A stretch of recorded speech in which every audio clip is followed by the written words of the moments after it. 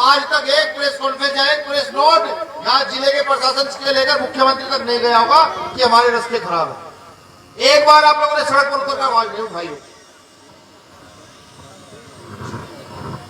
जानकारी का रखना बहुत जरूरी है। इस मंच पर कोई भी आदमी आकर के आपके सामने अच्छी अच्छी बातें कर सकता है, क्योंकि मैंने देखा जिस समाज से मैं आता हूँ वो समाज बेचारा इतना सीधा बोला है, बहुत जल्दी ताली बजाकर खुश हो जाता है। अब ताली बजाने का समय छोड़ दीजिए, ताली बजाने का समय जा चुका है। अब इस देश पर अपनी शासन सत्ता स्थापित करने का समय है।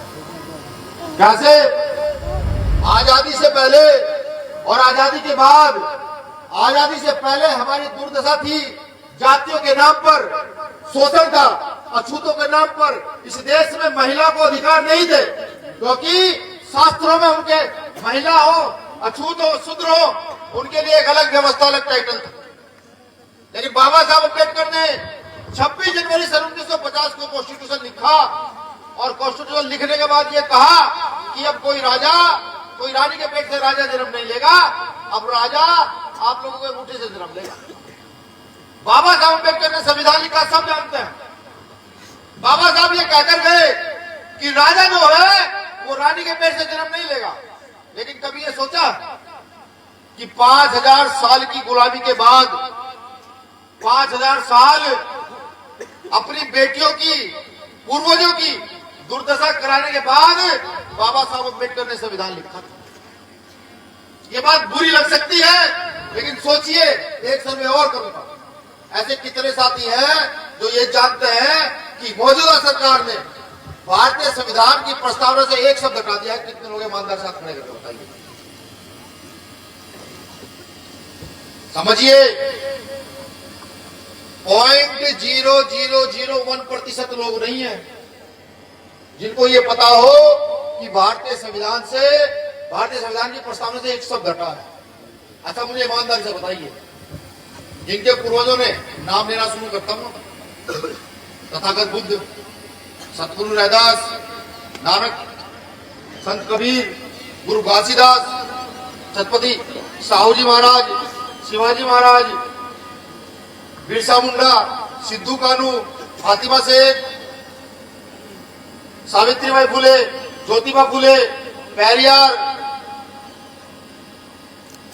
हरिचंद ठाकुर, जयचंद ठाकुर, कर्पूरी ठाकुर, जगदेव प्रसाद कुशवाहा, बाबा साहब अम्बेडकर, ये चंद नाम है जो मेरे याद आ पाए। बहुजन आंदोलन को सींचने वाले ये नाम, सिर्फ 2500-3000 साल से जो आंदोलन जिन्होंने सींचा, ये उनके नाम है। उससे पहले के नाम मुझे भी याद नहीं है। अब आप सोचिए ना कि जिन लोगों की गुलामी को उतारने के लिए इतने सारे महापुरुषों ने अपना जीवन न्यौछावर किया हो, जीवन। बाबा साहब अम्बेडकर का बच्चा घर में मरा पड़ा था, फिर भी वो गोलमेज सम्मेलन के लिए गए। है हम में से किसी में इतनी ताकत कि घर में बच्चा मरा पड़ा और हम चले जाएं? किसी में ताकत नहीं है। अब सोचिए, अगर बाबा साहब कहीं होंगे, देखते होंगे, तो वो ये जरूर सोचते होंगे कि मैंने अधिकार तो दिए, लेकिन मेरा निकम्मा समाज आज भी अपने अधिकार नहीं पहचान पा रहा। 5000 साल की गुलामी के बाद संविधान रूपी हथियार दिया और उसको धीरे धीरे करके खत्म किया जा रहा है। उस समाज को अभी तक जानकारी नहीं है। दिल पर हाथ धरो, ईमानदार से बताओ निकम्मा कौन है?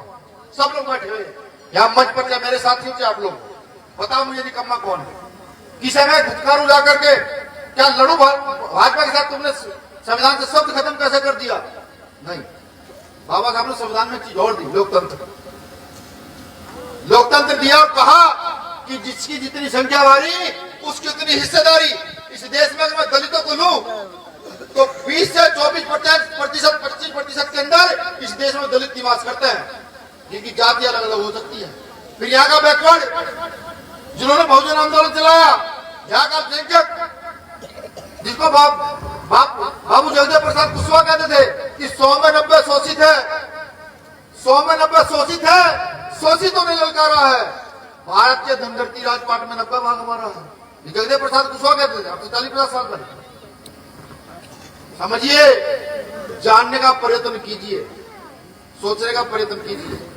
आपके जो देश प्रदेश का बजट है उस बजट में आपके गली खुलंजाब तक बन जाना चाहिए था। जिस रोड से मैं होकर आया हूं ये बन जाना चाहिए, लेकिन आज तक नहीं बना।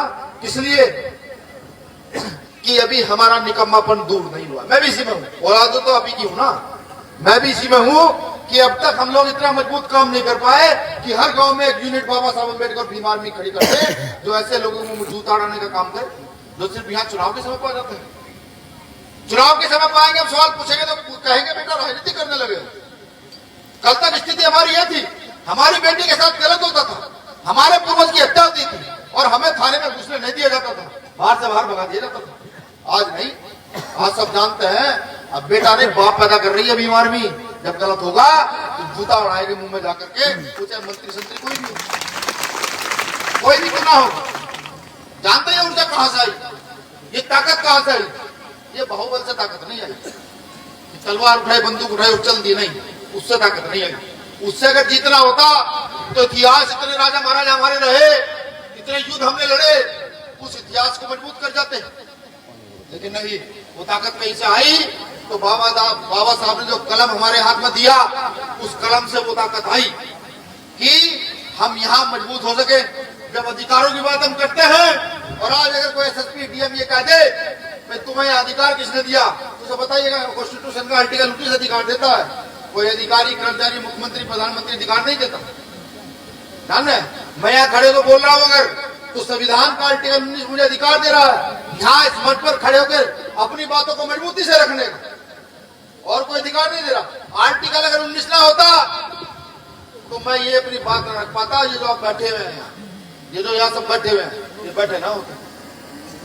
ये अधिकार, ये जानकारी कहां से आई? ये उसी कलम की बदौलत आई जो कलम बाबा साहब अम्बेडकर ने हमारे हाथ में देकर चले गए। अब आप सोचिए, मैंने सर्वे करके दिखाया कि जितने साथी यहाँ है, जो पोस्ट ग्रेजुएट कितने हैं, इसमें ग्रेजुएट कितने हैं। और अगर मैं सवाल पूछने शुरू कर दूं 10वीं 12वीं के, तो मुझे पूरी उम्मीद है कि 70% लोग फेल हो जाएंगे।